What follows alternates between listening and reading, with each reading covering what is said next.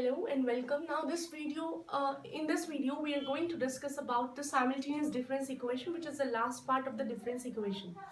What are simultaneous difference equation? In this section you have given with two different difference equation in which there are two independent variables or dependent variables. Okay, you have to individually find out the value for both.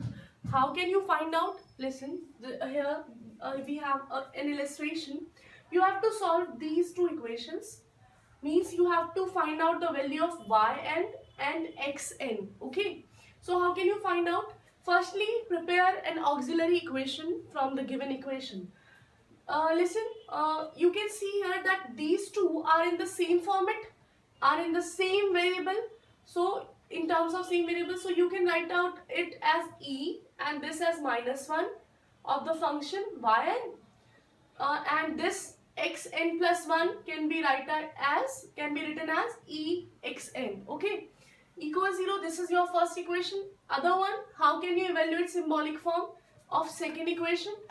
Like this, you can see these two are in the same format, so you can write it as e and this as -1. So e minus 1 xn, and this becomes as it is because it doesn't have any pair. So these two equations are there. How can you solve two equations? You can apply substitution or elimination. Okay, so we are going to apply elimination here. What we can do in elimination?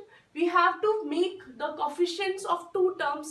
We have to make two terms as similar, same, so as they can be subtracted or cut off from each other after adding or subtracting operations. So you can see that if we multiply first with e minus 1 and second with 2e, then these two terms become same and they can be easily cut off. So multiply first by e minus 1 and second by 2e. E minus 1, when is multiplied by e minus 1, it will form e minus 1 square, and these two are cancelled out when we apply the formula. When this is added into this, which is when we multiply this with 2e, it will form 2e by n. Is it okay? And when you apply the format on subtracting, then your symbolic form is, this will become addition. So you have to apply addition here. If you solve it, e square, a minus b whole square, e square, b square minus 2ab. And this is, when this is multiplied with 2e, it will form 4e. So it forms e square 4 minus 2 2e plus 1, which is the formula of e plus 1 whole square. So we apply this here, e plus 1 whole square yn, and these two are cancelled out, and this will, when multiplied by 2e, it will become this. And this can be written as this, as we studied earlier also. Now your auxiliary equation in this form. Now this is your particular main difference equation for which you have to solve it. Okay, so your auxiliary equation is e plus 1 whole square.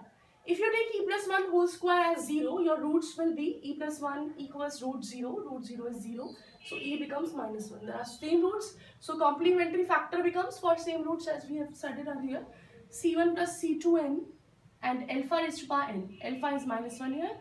Now there is a term to find out the particular integral so as we can add them up.